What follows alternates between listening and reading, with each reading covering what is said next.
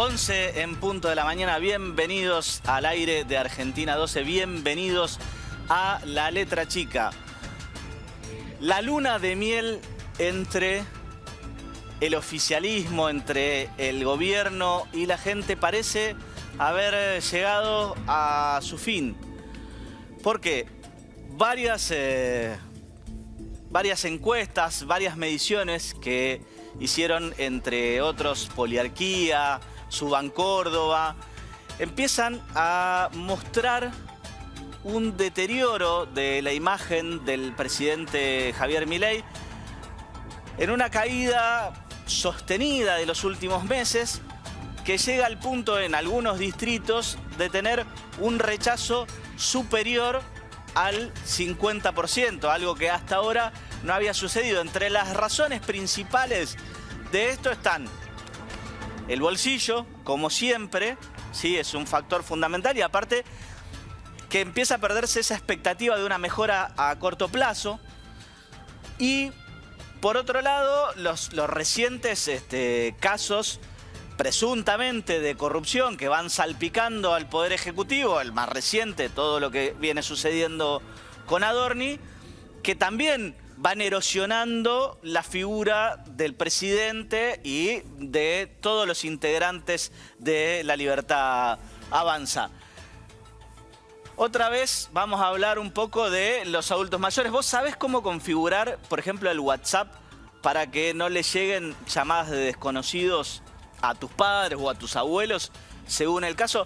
Siguen siendo el principal blanco de las estafas por una cuestión justamente de desconocimiento del manejo de las herramientas tecnológicas. Básicamente, el cuento del tío se renueva, muta, pero siempre tiene un denominador común, que es tratar de aprovechar la desesperación y plantear una urgencia que obviamente no existe. Vamos a estar hablando, bueno, siempre de cómo evitar las suplantaciones de identidad. Uno de los casos más comunes es que los contactan supuestamente por WhatsApp desde ANSES o PAMI. No son los únicos, pero vamos a estar hablando un poquito de cómo cuidar y de cómo proteger a nuestros adultos mayores. Me sacaron el cuadro. Vamos a estar hablando también de lo sucedido en Santa Fe, de este chico que iba a un acto escolar, mató a un compañero, hirió a otros. La justicia está investigando, bueno, cómo es que, cómo se dieron los hechos, por qué sucedió esto en un contexto que en principio no era de violencia extrema, y sin embargo sucedió lo que sucedió. También vamos a estar hablando de salud mental, justamente de la salud mental de los niños y adolescentes. Cada vez hay más casos, ¿sí?, de ansiedad, de aislamiento, de distintos trastornos psicológicos, con el agravante de que en nuestro sistema de salud, por ahí para una primer consulta, para una detección temprana, tenés una demora de más de 6 meses con el primer turno. Entonces, la verdad que es muy difícil de esta manera. Y finalmente vamos a estar cerrando con Sol Gorostiaga, que nos va a explicar lo que sucedió con un ex participante de un reality al cual condenaron a 15 años de prisión por tentativa de femicidio, privación ilegítima de la libertad, lesiones. Vamos a estar analizando este caso en profundidad al cierre del programa. Vamos con el primer informe y arrancamos.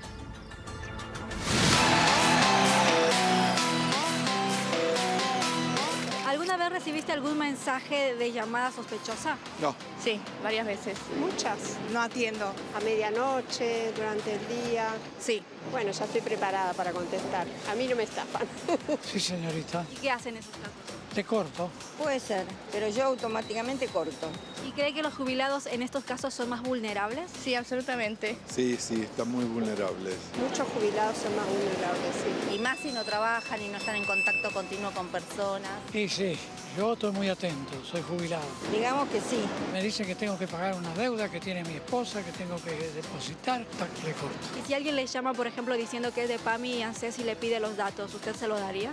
Yo no, pero conozco gente adulta mayor que sí lo ha hecho y se vio perjudicada. No, pues están al día el tema de las estafas. No, porque sé que PAMI y ANSES no llaman por teléfono. No, de ninguna manera, ¿Por qué? porque no es confiable hoy en día. Nadie te va a pedir tus datos personales por teléfono. De eso no he tenido la oportunidad de escucharlo. Yo no, porque soy muy desconfiada, por ahora. ¿Y confía en los descuentos y promociones que le llegan por mensaje de WhatsApp o redes sociales? Y hay que estar muy seguro de dónde provienen. No, ninguna promoción. Bueno, ahora estoy desconfiando porque ya me estafaron una vez.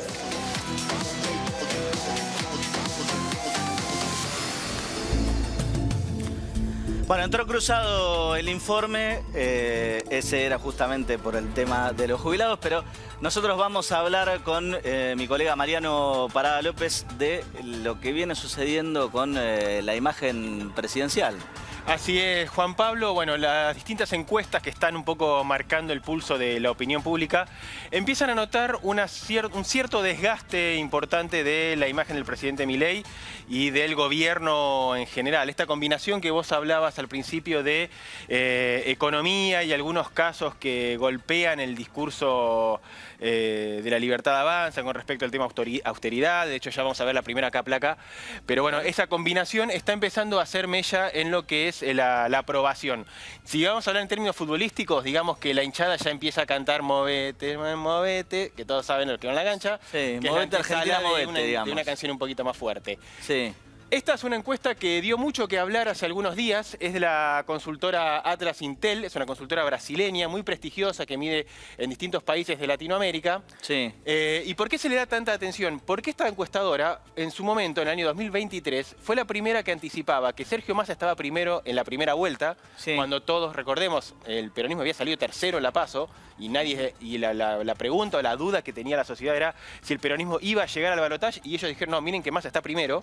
Claro. Y también fueron los primeros que dijeron que Milei estaba arriba en el balotaje, cuando tras el sorpresivo resultado de la primera vuelta, muchos ya lo daban a Massa como presidente electo. Bueno, por ahí justamente el hecho de estar como en otro país o un poco más distante de las cosas hace que analicen de manera más fría los datos, ¿no? Es una posibilidad, también, bueno, es una encuestadora que, como te digo, ha trabajado en varios países y ha tenido buenos resultados, principalmente también en su país, en Brasil, en las elecciones presidenciales anteriores, y aquí en Argentina empezó a trabajar hace algunos años y por eso muchos le prestan atención por estos antecedentes que te digo a lo que dicen. Y fíjate lo que se ve, ¿no? Sí. Obviamente, ¿no? La línea azul es la aprobación del presidente Milei, la línea roja es la desaprobación. Fíjate lo que está pasando acá. Sí. Fíjate, última medición.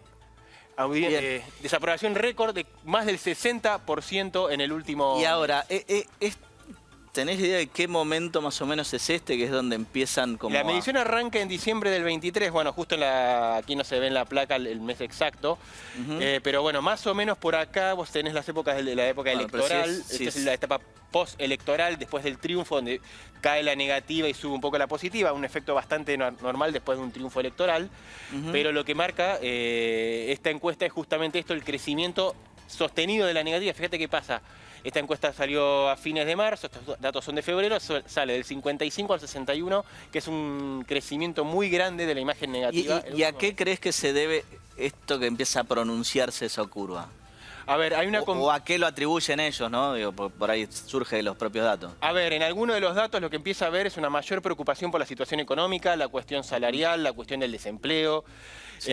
Otras encuestadoras empezaron a medir también el impacto de ciertos casos que empezaron a charlarse en el último tiempo, sobre todo el caso de Adorni, que generó mucha conversación pública. Bueno, ahora se sumó también el caso de los préstamos otorgados por el Banco Nación. El Banco Nación a muchos funcionarios, en algunos casos jóvenes, que han conseguido sumas muy importantes. Bueno, es un caso todavía muy reciente, vamos a ver cómo impacta esto en la Claro, hasta ahora la punta del iceberg sería de los 50 créditos más importantes, más grandes que dio el Banco Nación, créditos hipotecarios, 34 serían para digamos, funcionarios del... Sí, hay caso, por ejemplo, de un funcionario del Ministerio de Economía que consiguió un préstamo equivalente a más o menos $300.000. Sí, lo cual estaría por encima de los topes según todas las cosas que fueron anunciando. Exactamente, así es. Esta es otra encuesta que lo hace la consultora Alaska del politólogo Juan Courel. ¿Por qué te la traigo? Porque viene midiendo de manera sistemática, casi podemos ver las fechas. Sí. Desde la asunción de Milei, le pregunta a la gente, si el balotaje fuera hoy, ¿usted a quién votaría? No por una cuestión de ver si Massa puede o no volver a ser candidato, digamos, es una cosa que falta muchísimo para ver quiénes pueden llegar a ser los candidatos el año que viene, pero sí que un poco es una manera de medir cuál es el estado de ánimo de la sociedad en un determinado momento. ¿Qué pasaría si se vuelve a repetir el resultado de noviembre del 2023? Bueno, parece una cadena de ADN esto, se cruzan, van, vuelven, está como... Pero vas a ver que, obviamente, sobre todo en el primer año, hay una mayoría, la línea gris es Milei, la línea azul es Massa, hay una mayoría donde la mayoría seguía votando al actual presidente de la Nación. Sí. Aparece acá esto es septiembre, octubre del 24, la primera vez que aparece un poquito más arriba, pero digo, la tendencia era siempre Milei arriba, pero acá vuelve a ocurrir, y bueno, a ver si se puede llegar a ver, otra vez que ante la consulta de cómo votaría en el balotaje hoy, aparece una mayoría, todavía leve, pero una mayoría que votaría al candidato en ese momento de Unión por la Patria. Claro. Con un 50 la última encuesta, que es la de marzo, le daba 52% al ex ministro de Economía, casi 48, 47,9 al actual presidente de la Nación. Esto como un termómetro para ver un poco cómo se está evaluando la gestión del gobierno y también por la cuestión retrospectiva. Recordemos que todos los gobiernos, un poco más, un poco menos, se apoyan a veces en los fracasos de los gobiernos anteriores. Pero sí, claro. Cuando el recuerdo ya empieza a ser no tan negativo, es porque... Sí, eso funciona, digo, en general me da la sensación que le ha funcionado a todos los primeros 2 años. El problema lo tenés a partir de la segunda mitad del año. Claro, a partir de la segunda mitad del mandato, cuando la gente empieza a decir, bueno, hacete cargo. O sea, ya llevás el timón hace un rato. Bastante seguido esto de, bueno, hay como unos 2 años de cierta gracia, de, bueno, sabemos que agarraste una situación difícil, trata de corregirla como sea, a partir del tercero la gente quiere empezar a ver más resultados. Bien. El discurso del contraste con el pasado empieza a ser cada vez... Este es bien para los ansiosos, ¿no? Un escenario de elecciones si fueran mañana. Exactamente. Sí, cualquier encuesta electoral tiene un poco esa cuestión de ansiedad. Falta Macri acá. Bueno, hay que ver si Macri quiere ser candidato. Sí, pero viene levantando el perfil últimamente. No sé en qué momento la hicieron, pero... No, esta encuesta es de esta semana, es de CB Global Data, antes se llamaba CB Consultores. Es una encuestadora muy prestigiosa que trabaja mucho, sobre todo, en distintas provincias del interior y que ha tenido resultados muy precisos en distintas elecciones, también las del 2023. Bien. Por eso te la traigo. Fíjate. Mide la intención de voto de distintos candidatos. Vemos a Javier Milei, a Patricia Bullrich, tenemos a Kicillof, a Grabois, a Santoro, a Pichetto. Vidal y Villarruel la miden como si fueran parte del mismo espacio. Es una simulación esto.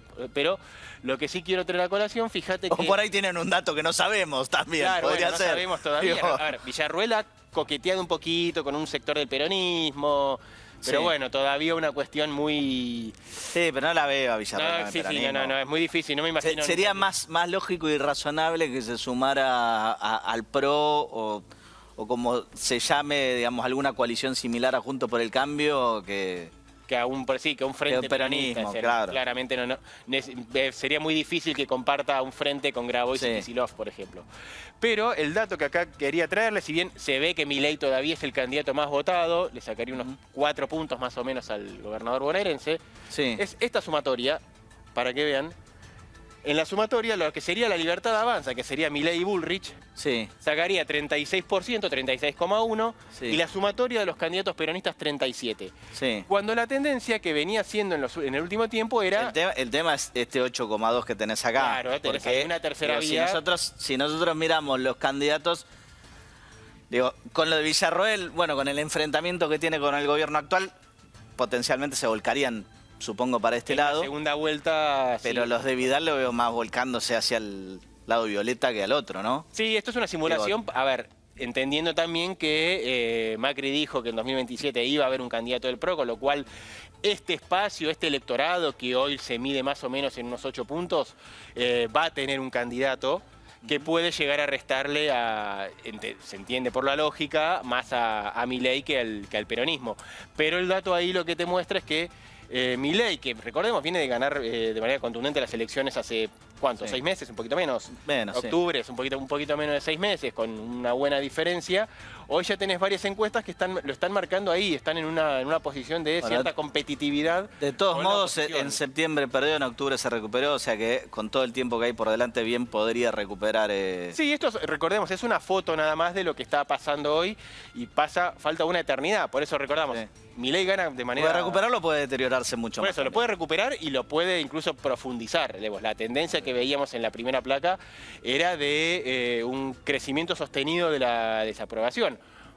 Hay que ver, esto es un juego que es muy dinámico, digamos, oficialismo y oposición van a mover sus fichas para tratar de llevar a cada uno agua para su molino, pero hoy te está marcando un escenario donde ya la sociedad empieza a molestarse con el gobierno, ya no hay tanta paciencia por este candidato nuevo, por este outsider que pelea contra la casta y demás, sino que ya empiezan a mirarlo más de reojo y decir, bueno, empezamos a mostrar resultados porque la cosa así como está no va. No va. Muy bien. Mariano, muchísimas gracias. No, gracias. Ahora sí, vamos a hablar de cómo cuidar a nuestros padres, abuelos, a los adultos mayores de las estafas, porque son el principal blanco. Vean el informe.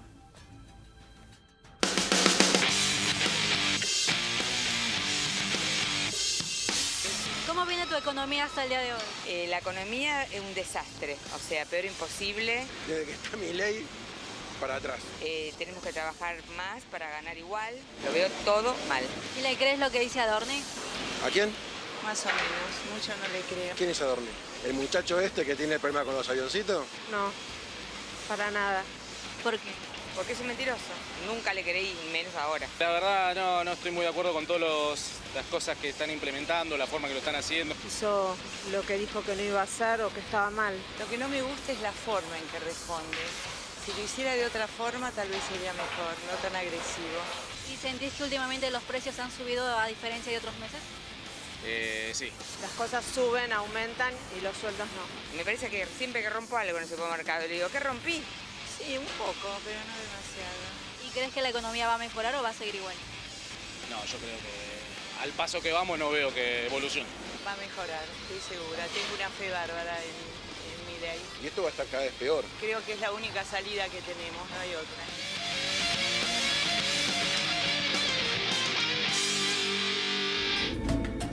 Muy bien, como verán, salieron invertidos los informes. Este era el del tema anterior y antes salió el de los jubilados.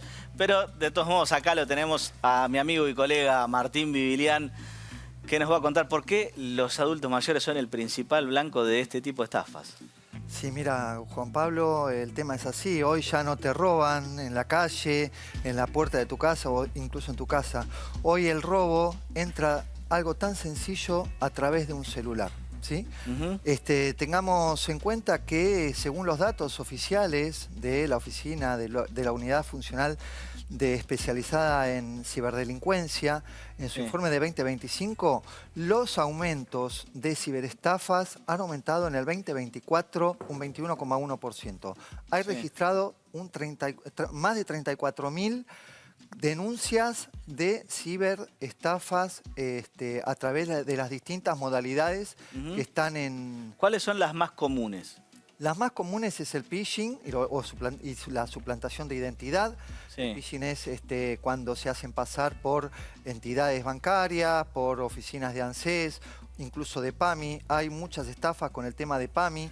Sí. Incluso cuando vienen a ofrecer descuentos en medicamentos al 100% o falsos empadronamientos. También de bancos que ofrecen préstamos bancarios, facilidades, descuentos, promociones. Entonces, esto se produce por una cuestión también de la necesidad que están teniendo los jubilados.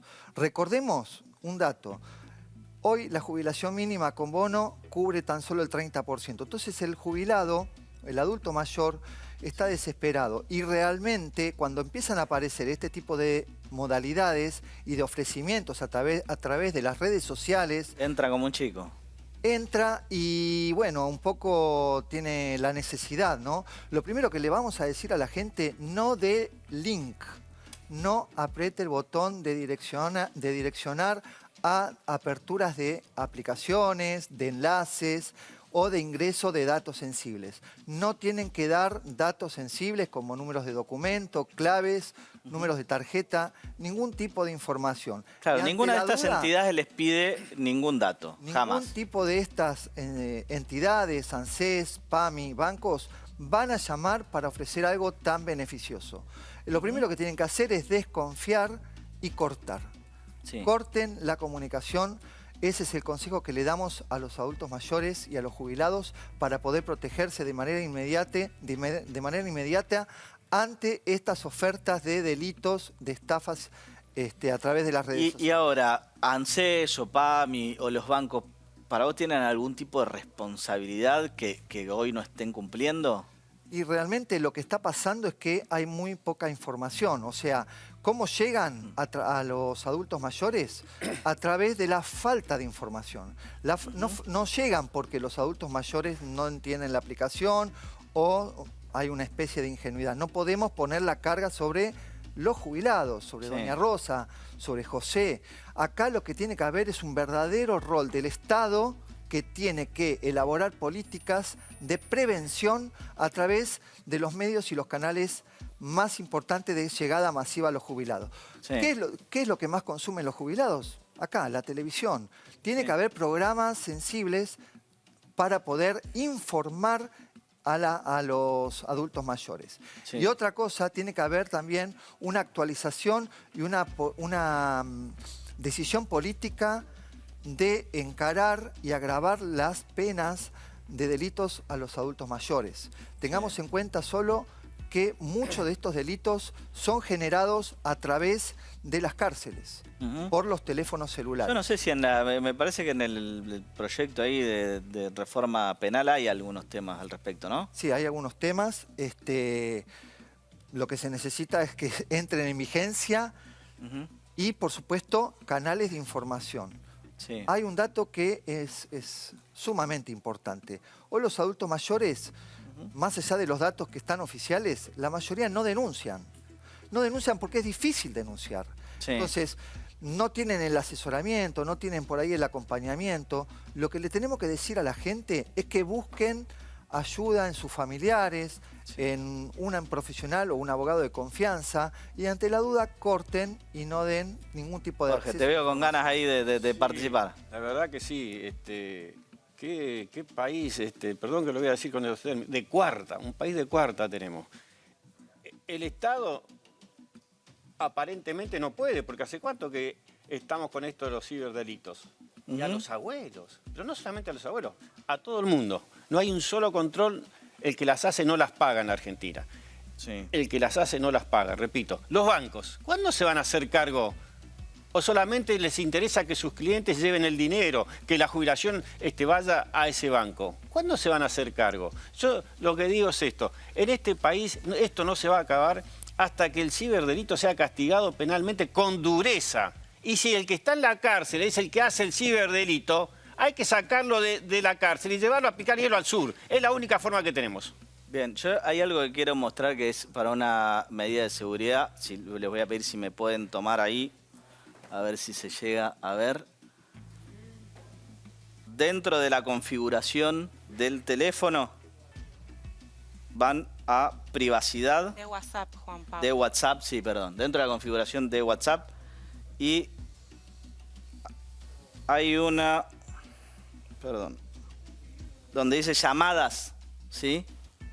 En llamadas pueden silenciar y hacer que justamente no entren las llamadas de números desconocidos. Lo único que tienen que hacer es marcar ahí, y las llamadas de números que no sean conocidos no van a ingresar. Esto sirve, es una medida de proteger a nuestros mayores, porque uno habitualmente, si ve un número que no conoce, lo más probable es que corte, ¿sí? Pero a veces la gente grande, por ahí, o porque la vista no le funciona como antes, o porque son más desprevenidos, no tienen este reparo. Entonces atienden, digo, el cuento del tío más clásico es cuando le dicen, no sé, mamá, papá, me pasó esto, no sé qué, no sé cuánto, y ellos mismos se venden y dicen, en mi caso, ¿no? Hola, Juan Pablo, ¿qué te pasó? Y el delincuente no sabe que el hijo se llama Juan Pablo, pero... Y así sucede. Entonces, de esta manera, por lo menos, evitan que le ingresen llamadas por WhatsApp, porque la telefonía en general avisa, muchas veces dice, según el sistema operativo, dice, bueno, posible fraude, qué sé yo, pero cuando entran por WhatsApp no estaba pasando. Esta es una manera también de limitar y restringir y de cuidarlos. Sí, igual este delito de estafa se ha modernizado. Recordemos que hace más o menos 100 años alguien vendió la Torre Eiffel. Esto es un dato real que ha sucedido. Bueno, la venta de buzones, el famoso te vendieron un buzón. Venta de buzones. Alguien vendió la Torre Eiffel como chatarra, se hizo pasar por funcionario del gobierno francés. Y bueno, utilizó los mismos elementos y modalidades que utilizan hoy. La urgencia y la necesidad. ¿Sí? La urgencia. Cuando alguien te apura para hacer algo e ingresar los datos por una promoción que se termina, si es urgente, desconfía. Es lo primero que hay que decirle a la gente. Muy bien. Martín, tengo una consulta que quedó pendiente de tu participación anterior, así que vamos a aprovechar y la vamos a poner al aire. Dice así: mi esposa es monotributista y ambos tenemos la obra social de OSDOP. ¿Podemos mantener la misma cobertura una vez que ella se jubile? Alfredo y Mónica de Rosario. Perfecto. Alfredo y Mónica, lo que le tenemos que decir es que sí. Lo que se jubilan son ustedes. Lo que no se jubila es la obra social. La ley específicamente lo sostiene en que la opción de elegir PAMI es una opción. La obra social la podés mantener, lo que tenés que realizar es un trámite administrativo que tenés que comunicar a la obra social de que querés continuar con tu obra social. La voluntad tiene que ser inequívoca y expresa, o sea, por escrito, no con verbal o por telefónico. Lo ideal es un escrito con un acuse de recibo o directamente enviando una carta documento. Muy bien, Martín. Muchísimas gracias. Si te queda algo después del corte, seguramente vamos a tener oportunidad para hablarlo. Ahora vamos a hablar del horror que se vivió en Santa Fe. Lo que iba a ser un acto escolar terminó en una tragedia. Como todos sabemos, uno de los alumnos entró, mató a un compañero, hirió a otros. Y bueno, hay muchísimo para hablar y analizar. Vean el informe y hablamos con Alarcón.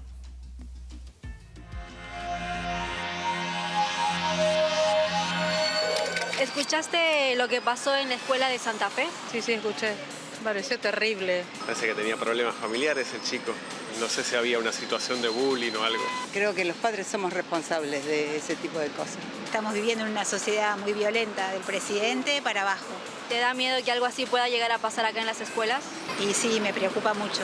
Sí, claro que sí. Puede pasar, se puede repetir.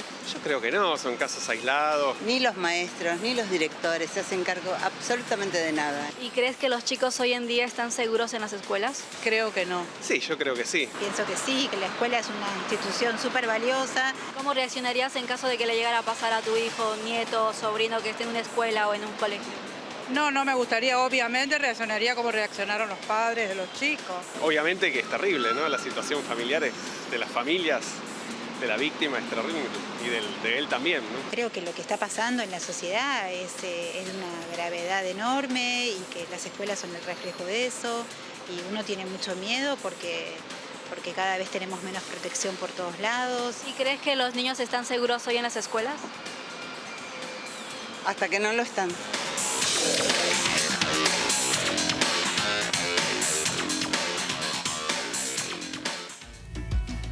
Jorge Alarcón. Esto es una consecuencia clara de una historia que te voy a contar lo más rápido posible, que lo dije millones de veces en tu programa. Dale. Un discurso presidencial lleno de odio, lleno de odio. Hace 20, 30 años, póngale el tiempo que usted quiera, una nube blanca invadió el país, la droga. Contaminó a la familia, contaminó a los jóvenes. ¿Qué hizo el Estado? Inerte, miró para otro lado. Los padres se hicieron amigos de los hijos, lo dejaron huérfano, se perdió la autoridad.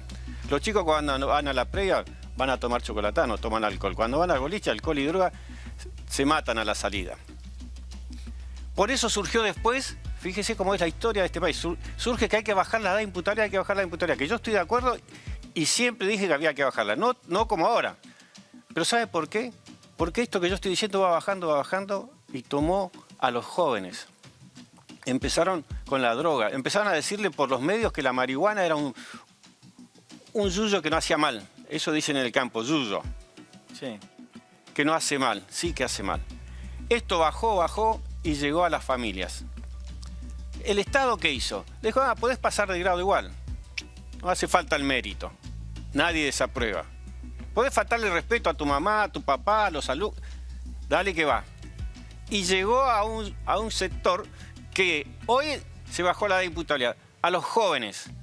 Los jóvenes cuando van al colegio, en sus narices, muchos chicos, ven que su compañero se droga. Ven que su compañero es violento. Ven que el profesor se droga. ¿O usted cree que, voy a poner un ejemplo chiquito, que este tema ahora que está sucediendo con los médicos que consumían este tipo de medicamentos? Sucede porque sí. Lo cierto es que los niños de hoy van al colegio y aprueban igual. Desde la política le enseñan el odio. Los padres, quien no tiene la suerte, porque a veces sucede que tenés tus padres mismos que sufren de adicciones. Los que tienen la suerte que sus padres son trabajadores tienen que trabajar de las 4 de la mañana a las 10 de la noche para ganar 2 pesos. Los chicos están a la deriva, la juventud está a la deriva, lo vengo diciendo siempre en este programa. Nadie atiende los derechos del niño en la Argentina.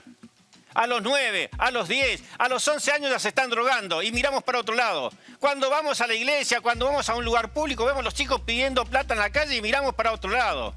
Y después vamos y decimos y hablamos de este tema. La corrupción en la Argentina es terrible. Cuando los chicos ven y entienden algo, dicen, si este roba, ¿por qué no voy a robar yo? Si este puede viajar con la plata mía, ¿por qué yo no lo voy a hacer? Este combo llevó a que haya odio en los colegios. Me hablan de bullying. Sí, claro que este caso puede ser de bullying. Pero si estudian el caso, el entorno de este chico, van a ver que no es solo bullying. Es un problema de Estado lo que estamos teniendo. Hay colegios que no tienen ni estufa en invierno. No tienen tiza. Los maestros ganan 2 pesos. Esto es lo que pasa. Y si el maestro es una persona honesta o la maestra y quiere denunciarlo, tiene un problema tremendo ella. Sí. Tremendo. Esto es el tema del bullying en Buenos Aires. Quiero aprovechar que lo tengo acá a Damián Ballesteres, sanitarista. Gracias, Juan, Damián, por la participación del programa. Damián, sin llegar a los extremos ahí de lo que cuenta Jorge, hay chicos que por ahí con 9, 10 años tienen problemas de conducta, trastornos de ansiedad y muchísimas, digamos, problemas que antes no se veían. Sí. Primero quiero destacar que el caso de Santa Fe no es un hecho aislado. Es la consecuencia, yo diría, de un malestar emocional psicosocial acumulado, como decía Jorge, de años de una sociedad que sustenta y promueve entornos violentos. Y lo ato también, como hablábamos del anterior tema, que era de los jubilados. En la sociedad hay sectores vulnerables, los jubilados y los niños, niñas y adolescentes. Esta sociedad actual no está siendo capaz de protegerlos, de llevarlos a una vida digna. Entonces, atado a lo que decía Jorge, hay factores estructurales que aumentan el riesgo de este tipo de tragedias. La pobreza y la desigualdad, la falta de dispositivos de red de contención comunitaria, la falta de acceso a una atención psicológica. Hay un estudio reciente de la Facultad de Psicología de la UBA que menciona que los jóvenes y adolescentes, la mayoría, sufren trastornos de emocionalidades acumulados, sostenidos, y que la mayoría de ellos no pueden acceder por factores económicos a una atención psicológica. Y además, el sector más vulnerable es el sector de menos ingresos. Entonces, teniendo en cuenta esta complejidad de factores, la salud especialista no puede ser la única que atiende este tema. Tiene que haber un enfoque de sanitarista, un enfoque comunitario e interdisciplinario. Bueno, eso viene pasando cada vez más, ¿no? Con la medicina me da la sensación de que parecen ser como mamparos estancos, ¿sí? Digo, en términos náuticos son las puertas que sellan las distintas partes de un barco que evitan que se hundan por completo, como le pasó al Titanic. Justamente a partir del Titanic se utiliza este sistema, donde no hay conexión, ¿no?, entre los de una especialidad y los de otra. O sea, parece que desapareció la interconsulta que existía antes. Tal cual. no estamos inventando nada. Las guías o las indicaciones de la OPS, la OMS y modelos de salud mental comunitaria hablan de elaborar estrategias donde se pueda anclar al territorio, fomentar redes de contención comunitaria, poder generar dispositivos de primera escucha, generando escucha activa y alerta temprana. Bueno, esto va a contramano de la desaparición de todos los clubes de barrio, sociedades de fomento y demás, lo que los destrozaron con los aumentos de todos los servicios, donde ya no contemplaron más cuál era el rol social de estas entidades. Tal cual. Lo que parece es que el Estado solo se está ocupando de una partecita del problema, que es primero ser reactivo, de un enfoque punitivista y posterior a la tragedia. Reactivo, no preventivo. Entonces, para actuar en forma preventiva tenemos que involucrar, como decía vos, Juan, es todo nivel. La escuela, la familia, las organizaciones sociales. Las farmacias comunitarias también tienen mucho para aportar y los clubes de barrio. Por ejemplo, otras que están desapareciendo a manos de las grandes cadenas. Exacto. Entonces, ¿cómo podemos? Voy a puntualizar en la farmacia comunitaria. Farmacéutico es uno de los profesionales que tiene mayor frecuencia de contacto con los jóvenes, adolescentes y sus familias. Y puede tener la potencialidad de promover acciones preventivas, un valor positivo al sistema de salud. ¿Cómo? Identificando cambios conductuales, insomnio, falta de adherencia al tratamiento. El farmacéutico comunitario tiene la posibilidad de implementar. Hay modelos, no está nada inventado, hay modelos donde el servicio farmacéutico integra el abordaje de la problemática de salud mental. Como por ejemplo, abordando de la farmacia comunitaria dispositivos de primera escucha farmacéutica, que genera alertas tempranas, un enfoque preventivo. Pero eso tiene que estar conectado con algo más. Claro, el sistema de salud hoy por hoy está fragmentado, como vos decías, Juan, está fragmentado, hay sistemas silo-bolsa, donde no se ve, yo le digo, la cadena de perlas. Para que haya una cadena de perlas tiene que estar todo unido a las perlas. Entonces, hoy no se da eso. Tenemos que pensar políticas sanitarias donde todos los profesionales de salud puedan aportar en esa mirada. Entonces, nosotros de la farmacia comunitaria podemos también hacer una derivación acompañada con un dispositivo que yo le digo a la sociedad, es importante, el recursero. ¿Qué es el recursero? Es un listado zonal donde se establecen cuáles son los centros de atención primaria de salud cercanos, los hospitales cercanos, los dispositivos de niñez, dispositivos de género, que permitan una derivación temprana de una población vulnerable, por ejemplo, que son las que más acceden a la farmacia comunitaria, para poder derivarlo de forma acompañada y atajar tempranamente el problema. Una emoción violenta no escuchada desencadena la tragedia de la violencia. Perdón, y una de las cosas que me parece muy bien lo que dice Damián, como para agregar, hay que volver a las organizaciones sociales, hay que volver al club de barrio, hay que volver a los clubes, a la socialización, a que los chicos estén acompañados, que puedan hacer deporte, que puedan tener actividades sociales. Eso también los va a sacar un poco del tema de la droga. El deporte es un gran regulador del sueño. Hay programas en Argentina donde vincula el club de barrio, la educación y la salud y genera una disminución del consumo problemático de drogas, una mejor autoestima y sentido de pertenencia, una mejor regulación emocional de los niños, niñas y adolescentes y también una mayor adherencia al tratamiento. Yo le doy un ejemplo, si me permitís, Juan. Sí, claro. Esta es la remera. Te lo permito porque los colores de ese club me gustan, aunque no sea... Esta es la remera amores. Esta es la remera del Club Central Ballester, un club de la C, que queda en José León Suárez, el límite entre partidos San Isidro y San Martín. Y acá hay un ejemplo de que el club puede generar campañas de concientización y no estigmatización de la salud mental. Acá hablamos de autismo, por ejemplo. El club tiene una historia de generar remeras para generar conciencia y campaña en un vínculo social. Los clubes tienen una potencialidad de rol social.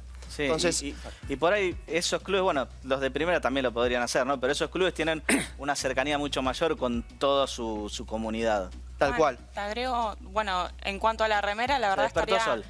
No, bueno, estaba escuchando porque me parecía muy interesante y en cuanto a la remera estaría espectacular que los clubes de primera, en vez de hablar de apuestas online, tengan referencias como las que tiene esta remera.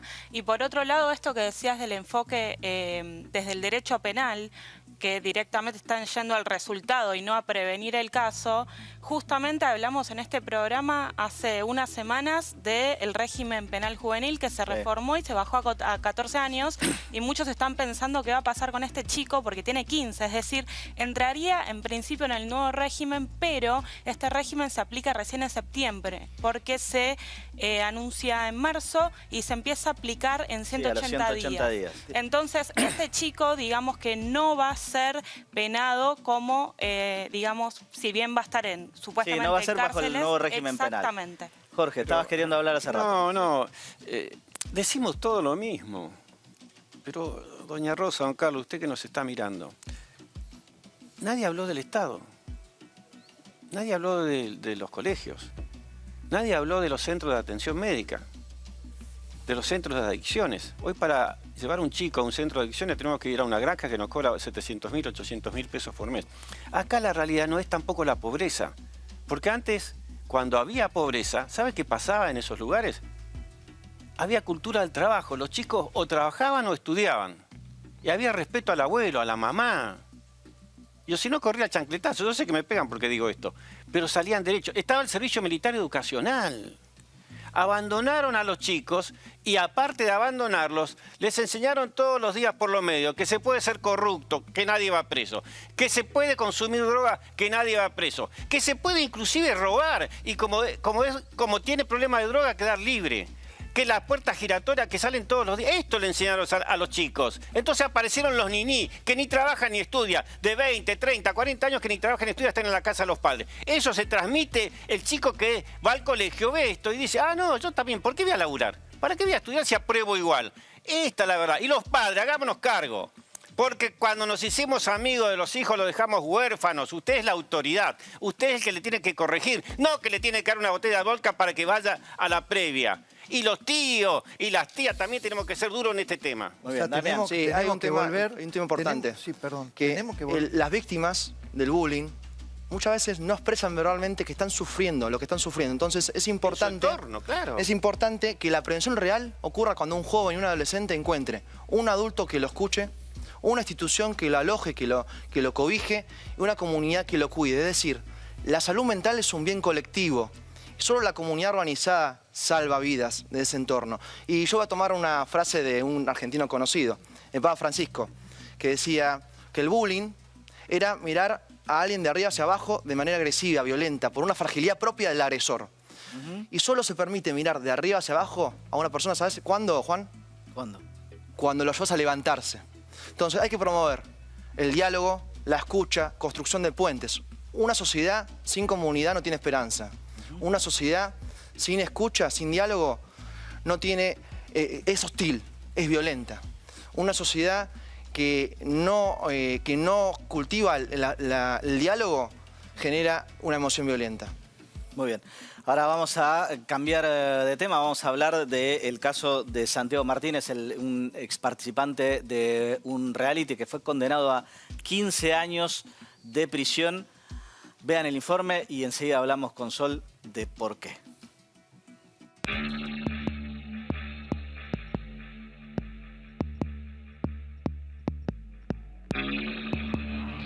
Ambos se conocieron en un reality que tenía como objetivo justamente hacer parejas.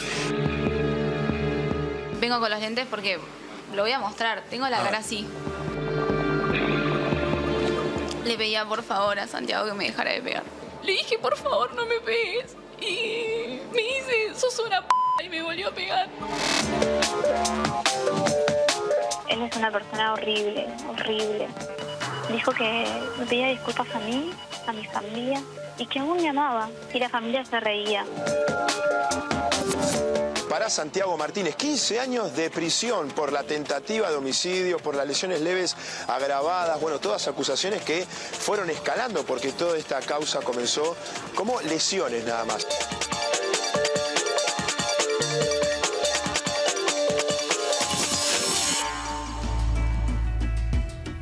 Muy bien. Sol, como decía, el informe ahí hay que hacerle una corrección. Es tentativa de femicidio porque es una figura que está agravada. Sí, hay que hacerle dos correcciones. Santiago Martínez fue condenado por tentativa de femicidio.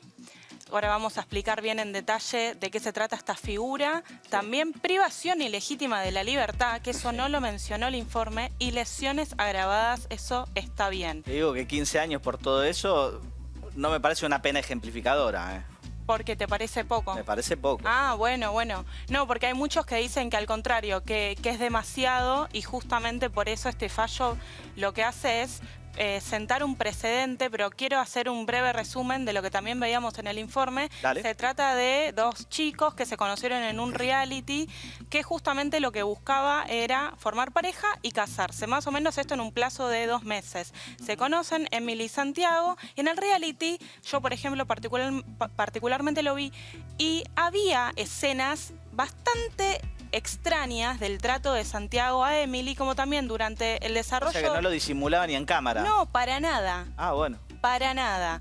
Que ya en las redes se empezó a hablar de que era una persona con actitudes violentas e incluso salieron otras chicas a contar en TikTok, por ejemplo, que habían salido con él y que también había tenido... reacciones raras con ellas. Sí. Bueno, ¿cómo termina el caso? Con esta chica que vemos acá en cámara, que va a un streaming y tuvo la valentía de sacarse los anteojos y mostrar lo que le estaba pasando. Bueno, ¿y por qué este caso es importantísimo? Justamente porque no tuvimos que llegar al desenlace que lamentablemente hay que llegar, que es que una mujer muera por violencia de género, sino que justamente lo que entendió el tribunal es que hubo un peligro real de muerte y se condenó en consecuencia. Entonces, el homicidio en sí tiene una pena de 8 a 25 años, pero se puede agravar con prisión perpetua en los casos donde medie violencia de género y además tenía otro agravante que era justamente la cuestión del vínculo. Ellos no solo que eran pareja, sino que realmente se habían casado. Igual, casi eso no importa, tuviste una relación afectiva.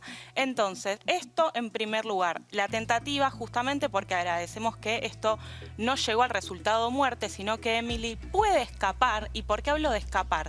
Cuando a ella la golpean, la golpea Santiago, y hablo sin potencial porque hay una sentencia, ella quiere huir y la retiene en su casa durante 2 días amenazándola, y cuando ella ingresa al baño para verse la cara, entonces él ahí es donde la empieza a estrangular. Entonces esto fue peritado y fue comprobado y es por eso que está este tema de que no se llegó al resultado muerte, sino que quedó en grado de tentativa y que también la retuvo en la casa durante 2 días, por eso es una privación ilegítima de la libertad con también lesiones graves. Entonces, ¿por qué este fallo tiene una importancia? Yo creo que en este caso, por suerte, si bien es una locura que en un reality haya pasado esto porque estaba a la vista de todos, pero la parte positiva, si se quiere, es que al ser tan mediático también quedaron las pruebas a la luz y en muchos casos donde hay violencia de género no se puede probar. Claro, porque es una de las dificultades más grandes en ese tipo de casos, la prueba, porque... Una palabra contra la otra. Claro, siempre se da en entornos de intimidad. Exactamente. También lo que contribuyó mucho fueron justamente estas otras experiencias que, si bien no habían sido denunciadas formalmente porque todas las víctimas tenían miedo de denunciarlos, incluso Emily al día de hoy sigue con miedo de él, tenía miedo de denunciarlo, tenía miedo de irse. Entonces lo que se vio es la historia completa. No se vio solo la escena de los golpes, sino quedó en lesiones leves, que por supuesto lo que se buscaba era que sea una denuncia por lesiones leves y el caso queda ahí. Sino que la querella, es decir, el abogado de Emily, lo que logró justamente es encuadrar este caso en femicidio, en grado de tentativa. Entonces, en este caso, cuando la prisión es perpetua, queda en grado de tentativa en el sentido de que se baja la mínima de 1/3 a la mitad. Es por eso que Santiago tiene finalmente una condena de 15 años en prisión, que bueno, seguramente igual la van a apelar.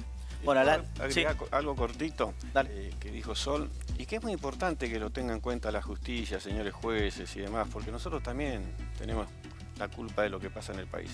Si este caso no hubiera tenido un abogado mediático, si no hubiera sido mediático, ¿le hubieran dado 15 años? ¿Le hubieran prestado atención? Totalmente Entonces, de acuerdo. Digámoslo con todas las letras. ¿Sabe cuántas mujeres sufren este tipo de cosas y cuando van al otro día liberan al agresor? Es poca la pena, porque el hombre que pega a la mujer es un cobarde. Sí, creo que tiene que ir a la cárcel. Pero quiero decirle a la justicia, no solamente cuando el abogado es mediático o el caso es mediático, quieran dar el ejemplo.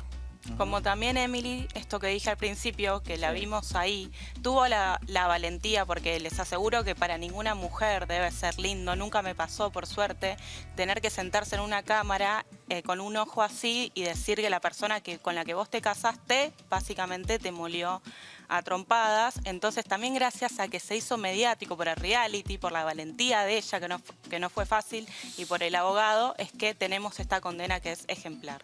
Muy bien, vamos a ir a un breve corte. No se muevan de ahí, que enseguida volvemos.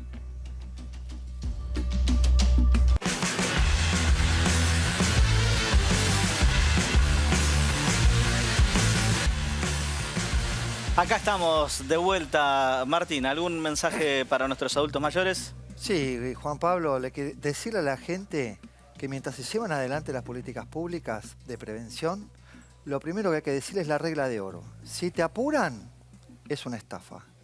Y corta. Si te dan, te llega un correo electrónico con links de promociones y cosas que son muy tentadoras, elimina. Y por supuesto, si te llaman y te empiezan a dar alguna pauta o algún cuento del tío, desconfía. Siempre corta, busca un familiar de confianza. Alarcón. En esta Semana Santa quiero dar un mensaje a los jóvenes. Aléjense de la droga. El filósofo Séneca decía que uno tenía suerte, yo le agregué éxito, cuando confluían la preparación con la oportunidad. Si vos estás preparado y te llega la oportunidad, vas a fracasar. Pero si vos estás preparado y te llega la oportunidad, vas a ser una mujer, un hombre de éxito. Estudiá, alejate de la droga. Muy bien, Damián. Sí, sobre respecto a la salud mental, lo que la ciencia recomienda es la detección temprana, escucha activa, alfabetización emocional en las escuelas, por ejemplo, dispositivos comunitarios, trabajo interdisciplinario sostenido. Y el deporte, cuando se trabaja con enfoque de cuidado, es un factor protector en salud mental. Muy bien. Y finalmente, Sol, ¿a vos te parece que esta sanción, esta condena que le aplicaron a Santiago Martínez, vos la ves como ejemplificadora?